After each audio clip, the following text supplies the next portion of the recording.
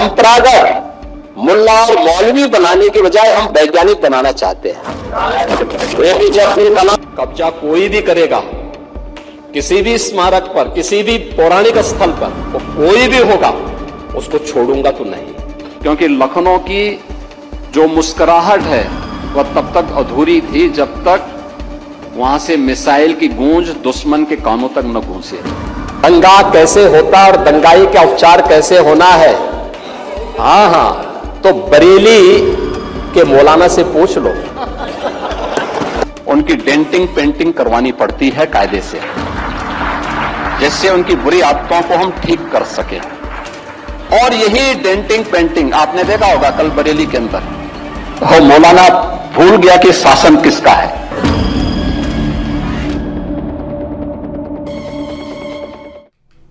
नमस्कार, आप देख रहे हैं आज की खबर और मैं हूं आपके साथ प्रगति ठाकुर। आज हम आपको मुख्यमंत्री योगी आदित्यनाथ के कुछ बयान सुनवाते हैं जो बीते साल सियासी सुर्खियों में रहे। सीएम योगी ने कुछ ऐसे बयान दिए जो न सिर्फ मीडिया की सुर्खियों में रहे हैं बल्कि उन पर काफी सियासी हंगामा भी हुआ। लेकिन सबसे खास बात यह है कि सीएम योगी ने जो बयान दिए उन पर वो डंके की चोट पर डटे भी रहे। आज के इस खास रिपोर्ट में हम आपको कुछ ऐसे ही बयान सुनवाएंगे। हम तो परंपरागत मुल्ला और मौलवी बनाने की बजाय हम वैज्ञानिक बनाना चाहते हैं। एपीजे अब्दुल कलाम कब्जा कोई भी करेगा किसी भी स्मारक पर, किसी भी पौराणिक स्थल पर, वो कोई भी होगा, उसको छोड़ूंगा तो नहीं। क्योंकि लखनऊ की जो मुस्कुराहट है वह तब तक अधूरी थी जब तक वहां से मिसाइल की गूंज दुश्मन के कानों तक न गूंजे। दंगा कैसे होता और दंगाई का उपचार कैसे होना है, हाँ, तो बरेली के मौलाना से पूछ लो। उनकी डेंटिंग पेंटिंग करवानी पड़ती है कायदे से, जिससे उनकी बुरी आदतों को हम ठीक कर सके। और यही डेंटिंग पेंटिंग आपने देखा होगा कल बरेली के अंदर, वो मौलाना भूल गया कि शासन किसका है।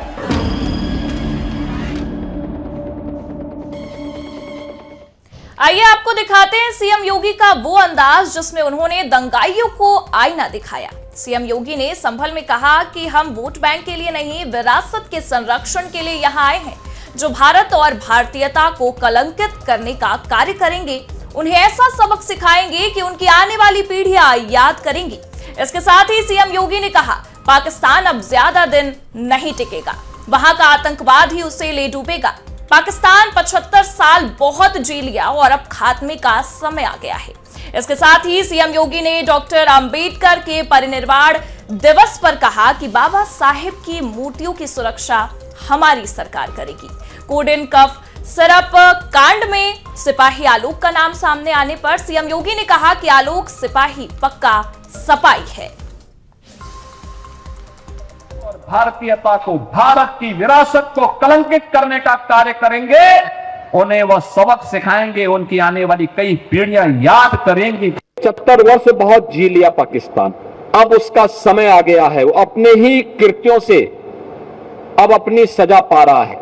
जहां जहां भी बाबा साहब भीमराव अंबेडकर की मूर्तियां लगी है, उन मूर्तियों में अक्सर होता है कुछ शरारती तत्व आकर के मूर्तियों के साथ छेड़छाड़ करते हैं। अब हमारी सरकार एक व्यवस्था बनाएगी, उन मूर्तियों की एक बाउंड्री वाल बना करके उनकी सुरक्षा की व्यवस्था करेगी। आलोक सिपाही है पक्का सफाई। उत्तर प्रदेश के मुख्यमंत्री योगी आदित्यनाथ अपनी फायर ब्रांड छवि के रूप में जाने जाते हैं। तो चलिए आपको सीएम योगी के उन अंदाज से भी रूबरू कराते हैं जिनमें उन्होंने विपक्ष पर जमकर निशाना साधा है। गाजा के मुद्दे पर कैंडल मार्च निकालने पर सीएम योगी ने कहा कि जब पाकिस्तान और बांग्लादेश में हिंदू मारा जाता है तो लोगों का मुंह बंद हो जाता है। सीएम योगी ने कहा कि अगर हमारी सरकार घुसपैठियों को निकाले तो विपक्ष के लोग शोर न मचाए। सीएम योगी का एक और बयान सोशल मीडिया पर खूब वायरल हुआ, जिसमें उन्होंने कहा कि अगर बटेंगे नहीं तो कटेंगे नहीं। इसके साथ ही अवैध अतिक्रमण करने वालों को लेकर सीएम योगी ने कहा कि उनकी सरकार कब्जाधारियों को छोड़ेगी नहीं। देशी को यहां से निकालेंगे और रोहिंग्या को यहां से बाहर का रास्ता दिखाएंगे तो उनके समर्थन में मत आना। बांग्लादेश के अंदर जो हुआ था उसका समर्थन कर रहे हैं बड़ी बेशर्मी के साथ।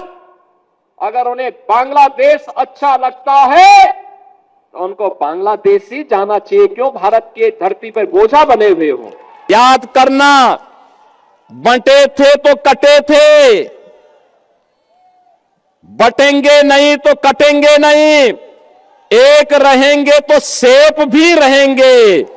कब्जा कोई भी करेगा किसी भी स्मारक पर, किसी भी पौराणिक स्थल पर, वो कोई भी होगा उस साल 2025 में आई लव मोहम्मद के भी मुद्दे ने खूब तूल पकड़ा था, जिस पर सीएम योगी ने कहा कि कुछ लोगों को शांति अच्छी नहीं लगती, लातों के भूत बातों से नहीं मानते। हमारी संवेदनाएं गरीब, नौजवान, किसानों, बेटियों, व्यापारियों के लिए है, लेकिन इन मूर्खों को ये नहीं पता कि आस्था चौराहे पर प्रदर्शन का विषय नहीं है। ये कमजोर कायर लोग बच्चों के हाथों में आई लव मोहम्मद का पोस्टर, तख्तियां पकड़ा रहे हैं। उन्हें ये नहीं पता कि उनकी जिंदगी तो बर्बाद है ही, उन बच्चों की जिंदगी भी बर्बाद कर रही है। शांति और विकास अच्छा नहीं लगता, लातों के भूत बातों से नहीं मानते। इनको लगता है जैसे सरकार अब भी इनके सामने झुक करके कार्य करेगी। सरकार का पहले दिन से, डबल इंजन की सरकार का पहले दिन से ही यह निर्णय है कि अपराध और अपराधियों के प्रति, गद्दारों और देशद्रोहियों के प्रति सरकार जीरो टॉलरेंस की नीति के तहत कार्य करेगी।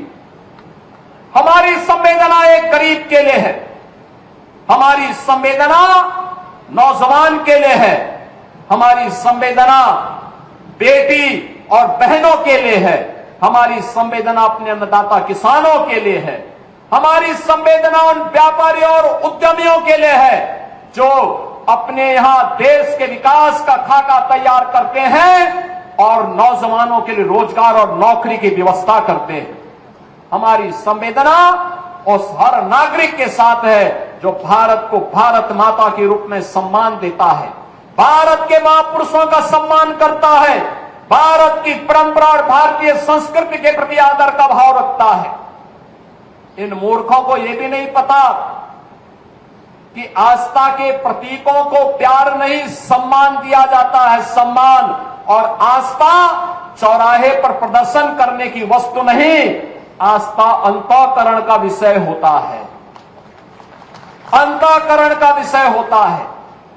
आज चौराहे चौराहे पर जाकर के कितने कमजोर और कायर हैं, छोटे छोटे बच्चों को जिनके हाथों में कलम होनी चाहिए, जिनके हाथों में नोटबुक होनी चाहिए, जिनके हाथों में विज्ञान और गणित की पुस्तकें होनी चाहिए, उनके हाथों में आई लव मोहम्मद का पोस्टर देकर के, तख्तियां देकर के समाज में अराजकता पैदा करने का कार्य कुछ लोग कर रहे हैं। इनको यह भी नहीं मालूम कि उनकी जिंदगी तो बर्बाद है ही है, लेकिन इन बच्चों की भी जिंदगी को ये लोग बर्बाद करने पर उतारू हो रखे हैं। लेकिन मुख्यमंत्री योगी आदित्यनाथ बरेली में हुई हिंसा पर भी खूब एक्शन में दिखे थे। उन्होंने बरेली में शामिल उपद्रवियों की कड़ी आलोचना की थी और उन्हें पुलिस कार्रवाई की चेतावनी भी दी थी। तब बलरामपुर में एक जनसभा को संबोधित करते हुए सीएम योगी ने बरेली में हुए लाठीचार्ज का हवाला दिया था और कहा था कि उपद्रवियों से इसी तरह निपटा जाएगा। उन्होंने कहा, कुछ लोगों को माहौल खराब करने की इजाजत नहीं दी जानी चाहिए। ये वही लोग हैं जिन्होंने भ्रष्ट सरकारों के साथ मिलकर उत्तर प्रदेश में पहचान का संकट पैदा किया। कोई व्यक्ति हो, समाज हो, संस्था हो, इन सबको सबसे पहले चाहिए सुरक्षा। सुरक्षा का एक बेहतरीन वातावरण हो, कानून का राज हो, हर व्यक्ति के मन में सुरक्षा का एहसास हो, हर बेटी, हर व्यापारी अपने आप को सुरक्षित महसूस करे। यह किसी भी सरकार की पहली प्राथमिकता होनी चाहिए और किसी भी सरकार की पहली प्राथमिकताओं में उन कार्यक्रमों को लेकर के जब सरकार आगे बढ़ती है तो उसके परिणाम भी हम सबके सामने आते हैं। और मुझे इस बारे में प्रसन्नता है। सुरक्षा का जो माहौल हमने दिया, आपने क्या किया क्या नहीं किया, उत्तर प्रदेश की जनता ने रिजल्ट दिया है। हमने क्या किया है क्या नहीं किया है, उत्तर प्रदेश की जनता रिजल्ट दे रही है, आगे भी देगी। महत्वपूर्ण रिजल्ट है क्या, हमारे बारे में प्रदेश के अंदर और प्रदेश के बाहर धारणा क्या है। 2017 के पहले, 2017 के बाद। पांडे जी, आप भी देश और दुनिया के अंदर जाते होंगे। 2017 के पहले उत्तर प्रदेश के बारे में लोगों की धारणा बहुत अच्छी नहीं थी, हमें भी बुरा लगता था, अच्छी नहीं थी। आज इस पक्ष के लोग या उस पक्ष के लोग, कोई भी बाहर जाता होगा,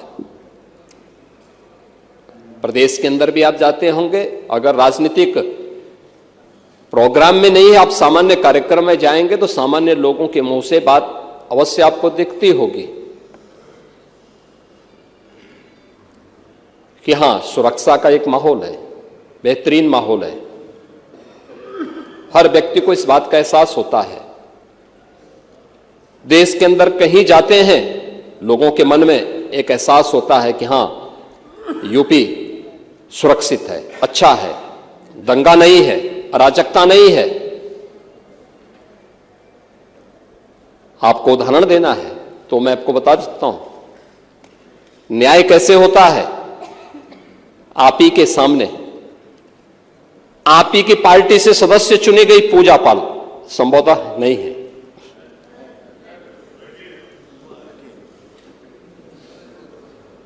आपकी सदस्य थी, आपने उन्हें न्याय नहीं दिला पाए, नहीं दिला पाए, क्योंकि हिम्मत नहीं थी। माफिया के सामने झुकना मजबूरी थी।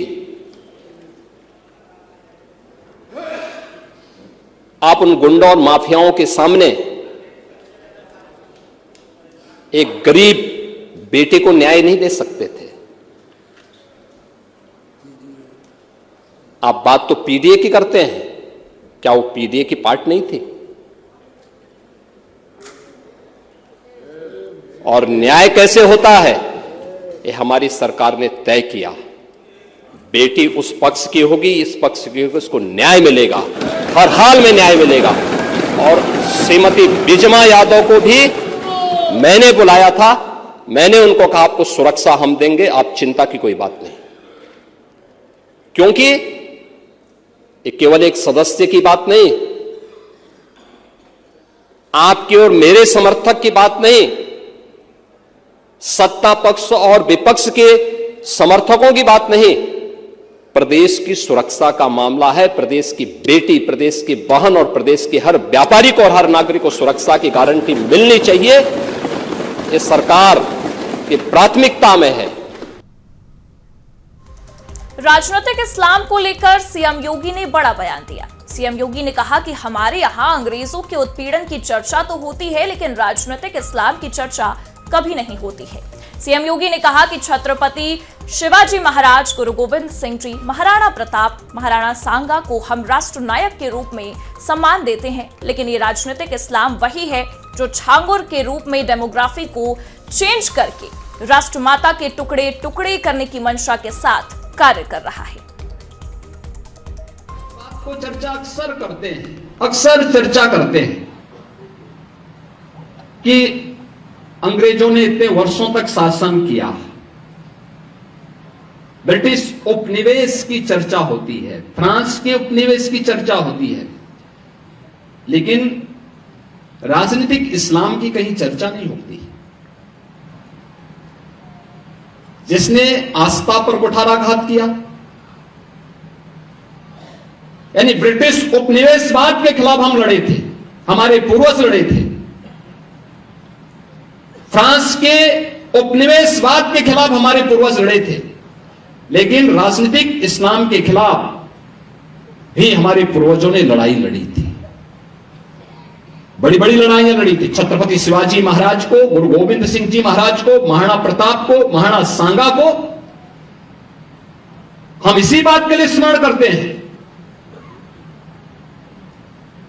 इसी बात को लेकर के हम उनको राष्ट्र नायक के रूप में सम्मान देते हैं।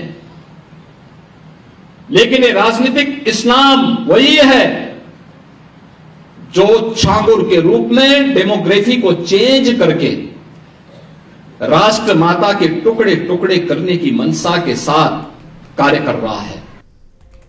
मुख्यमंत्री योगी आदित्यनाथ ने उत्तर प्रदेश के मुख्य विपक्षी पार्टी के मुखिया अखिलेश यादव को लेकर साल 2025 में एक बयान दिया जो काफी ज्यादा चर्चा में रहा।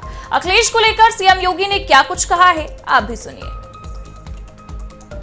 अखिलेश यादव ने कभी इनकी पीड़ा को समझा होता ना तो इतना बचकाना बयान नहीं देते, और इसीलिए कहते हैं, इसी के लिए कहा गया है ना कि गद्दी विरासत में मिलती है, बुद्धि नहीं मिलती है, बुद्धि नहीं मिलती है, उसके लिए प्रयास करना होता है। और कुछ लोगों की आदत होती है, उनके जीवन भर उनका बचपना नहीं जाता है, उस प्रकार की हरकतें वे कर ही देंगे, और यही हरकत वे आज भी कर रहे हैं। उन्होंने कहा दीप जलाने की आवश्यकता क्या है, यानी उनको दीपावली से नफरत है। यानी अब तक तो हम सोचते थे कि अयोध्या में राम जन्मभूमि से और हिंदू तीर्थों से ही इनको नफरत होगी। आप याद करिए, जब हमने ब्रज तीर्थ विकास परिषद का गठन किया था तो उन्होंने कहा था कि मैं सफाई में दुर्योधन की मूर्ति लगाऊंगा। मैंने कहा कंस की भी लगा दीजिए। भाई हम तो भगवान कृष्ण की मथुरा को और वृंदावन को सजाएंगे, संवारेंगे, क्योंकि भाई हम लोगों के संस्कार है, ये हमारे संस्कार है। ये आपको कंस और दुर्योधन प्यारे हैं, आप उनकी लगाइए, ठीक बात है। और यही बात उन्होंने इस बार यहां पर अभी कही दीपावली के अवसर पर। यानी वे रामद्रोही ही नहीं है, कृष्ण द्रोही भी हैं और सनातन पर्व और त्योहारों के द्रोही भी हैं।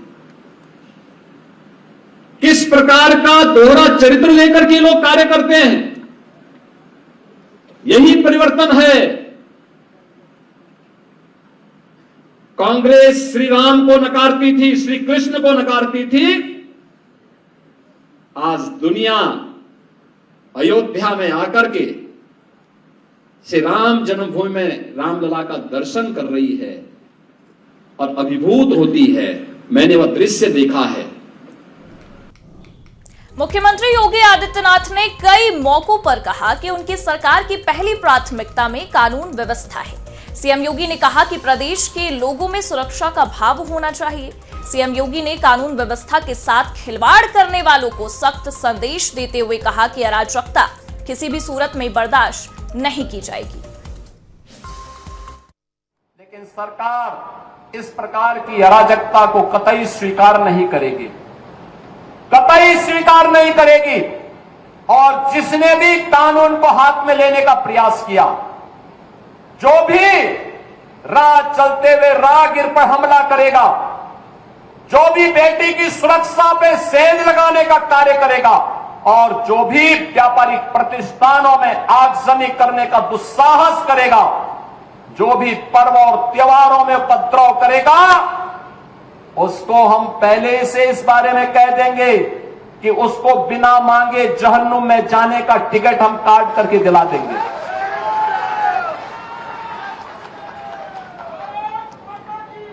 इतना पर्याप्त होगा उसके लिए। यह अराजकता स्वीकार्य नहीं। विकास में हर व्यक्ति की भागीदारी जब सुनिश्चित की गई है, गांव गांव का विकास हो रहा है, कल्याणकारी योजनाओं में बिना भेदभाव के शासन की योजना का लाभ उपलब्ध करवाया जा रहा है, बिना भेदभाव के युवाओं को नौकरी और रोजगार उपलब्ध करवाया जा रहा है, तो फिर यह अराजकता कैसे? कुछ चंद लोगों को माहौल खराब करने की छूट नहीं देनी चाहिए। ये वही लोग हैं जिन्होंने उत्तर प्रदेश की भ्रष्ट सरकारों के साथ मिलकर के उत्तर प्रदेश के सामने पहचान का संकट खड़ा किया था। ये वही लोग हैं जिन्होंने उत्तर प्रदेश को बीमारू राज्य बना दिया था। ये वही लोग हैं जिन लोगों के दंगों के कारण प्रदेश में कोई निवेश नहीं आता था, कोई उद्योग नहीं लगता था, कोई विकास का कार्य नहीं हो पाता था। और आज पिछले 8.5 वर्ष के अंदर उनकी मंशा सफल नहीं हुई। अब नए नए तौर तरीके अपनाने का कार्य कर रहे हैं, लेकिन याद रखना होगा, वे जितना सोचते हैं उससे ज्यादा हमारी पहले से तैयारी रहती है। और जब भी दुस्साहस करेंगे ऐसे ही पिटोगे जैसे बरेली के अंदर पीटे गए हो। मुख्यमंत्री योगी आदित्यनाथ का एक और बयान काफी ज्यादा चर्चा में रहा, जिसमें सीएम योगी ने उत्तर प्रदेश में रिकॉर्ड स्तर पर सरकारी नौकरियों के सृजन पर बयान दिया। सीएम योगी ने उत्तर प्रदेश में सरकारी नौकरियों और रोजगार को लेकर क्या कुछ बयान दिया है, चलिए सुनवाते हैं। कोई कल्पना कर सकता है कि अकेले उत्तर प्रदेश में इन 8.5 वर्ष में 9.25 लाख नौजवानों को सरकारी नौकरी बिना भेदभाव के प्राप्त हुई है। 1.5 करोड़ से अधिक नौजवानों को परंपरागत उद्यम में उन्हें नौकरी के साथ और रोजगार के साथ जोड़ने का और जो कार्य निवेश का, सुरक्षा और कानून के राज में बेहतर तरीके से आगे बढ़ा है। 15 लाख करोड़ रुपए से अधिक के निवेश की योजनाएं जमीनी धरातल पर उतरी हैं और 6 लाख से अधिक की परियोजनाएं हमारे पास वर्तमान में तैयार है, जिसका हमें ग्राउंड ब्रेकिंग की तैयारी करनी है, जिसको लेकर के हम आगे बढ़ रहे हैं। मैं इस अवसर पर केंद्रीय उद्योग और वाणिज्य मंत्री माननीय श्री पीयूष गोयल जी का हृदय से धन्यवाद करूंगा कि आदरणीय प्रधानमंत्री जी, आदरणीय रक्षा मंत्री जी, आदरणीय गृह मंत्री जी, आदरणीय राष्ट्रीय अध्यक्ष जी के नेतृत्व में प्रदेश के विकास की जिन योजनाओं को आगे बढ़ाने के लिए जब भी हमने माननीय पीयूष जी से सहयोग और समर्थन मांगा, वे देश के अंदर या दुनिया के अंदर कहीं भी रहे होंगे, उत्तर प्रदेश के प्रस्ताव को उन्होंने तत्काल कहा कि ये होना है। जैसे हमने कहा उत्तर प्रदेश के अंदर 1 डिस्ट्रिक्ट 1 प्रोडक्ट की योजना हम आगे बढ़ाए हैं। हमारे पास एक कमी है, उन्होंने कहा आप बताइए। मैंने कहा हमें एक पैकेजिंग इंस्टीट्यूट चाहिए, उन्होंने कहा आप घोषणा कर दीजिए, ये मान के चलिए कि हो गया। और बहनों और भाइयों, मुझे प्रसन्नता है बताते हुए लखनऊ में भारत सरकार ने अपना पैकेजिंग इंस्टीट्यूट स्वीकृति नहीं किया, उसका सत्र भी प्रारंभ हो गया है। उत्तर प्रदेश अपने उद्यमियों के लिए उनकी प्रोडक्ट को शोकेसिंग कर सके, दुनिया के बाजार में पहुंचा सके। हमारे मन में आया कि हम क्या उत्तर प्रदेश ग्लोबल मीट का कोई आयोजन हम कर सकते हैं, कोई ऐसा आयोजन हो जाए जहां उत्तर प्रदेश के प्रोडक्ट को हम शोकेसिंग कर सकें। तो ट्रेड शो कोई ऐसा हो। मैंने माननीय पीयूष जी से चर्चा की, उन्होंने कहा चिंता मत करिए। पहले वर्ष उन्होंने कहा कि मैं कम से कम 500 फॉरेन बायर अपने खर्चे पे भेज रहा हूं यूपी में। यूपी के लोग अपना वो लगाएं, खरीदारी करने की जिम्मेदारी हमारी, दुनिया के मार्केट में पहुंचाने की जिम्मेदारी। सीएम योगी का एक बयान सोशल मीडिया में काफी ज्यादा सुर्खियों में रहा, जिसमें सीएम योगी ने देश के खिलाफ काम करने वाली ताकतों को सख्त संदेश दिया। सीएम योगी ने कहा कि भारत में रहकर जो लोग गजवाए हिंद का सपना देखते हैं, उनका सपना पूरा नहीं होने देंगे। कुछ लोग रहते भारत में हैं, लेकिन गजवाए हिंद का नारा लेकर के भारत के अंदर राष्ट्र विरोधी गतिविधियों को बढ़ावा देने का कुत्सित कार्य कर रहे हैं। गजवाए हिंद हिंदुस्तान की धरती पर नहीं होगा। भारत की धरती, ये भारत के देवीय महापुरुषों, अवतारी महापुरुषों, देश के लिए अपना बलिदान देने वाले महापुरुषों के आदर्शों से संचालित होगा। गजवाए हिंद की कल्पना करना भी और उसका सपना देखना भी जहन्नुम में जाने का टिकट का रास्ता पैदा कर देगा। अगर किसी को जहन्नुम में जाना हो तो गजवाए हिंद के नाम पर अराजकता पैदा करने का कुत्सित प्रयास करें।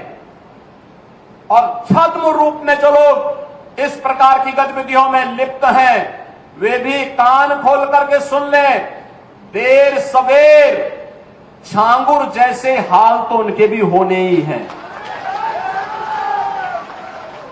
आपने देखा होगा,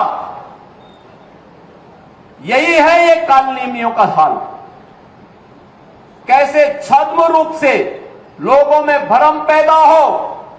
जलालुद्दीन ने अपना उपनाम रख दिया था छांगुर बाबा, जिससे हिंदू भ्रम में रहे, समाज की आंखों में धूल झोंक लेगा, लेकिन पापी कितना भी अपने पाप को छुपाने का प्रयास करेगा, उसका पाप का समय तो पाप का घड़ा भरना ही भरना है, और पाप का घड़ा भरेगा इस धरती माता उसको कभी बर्दाश्त नहीं कर पाएगी।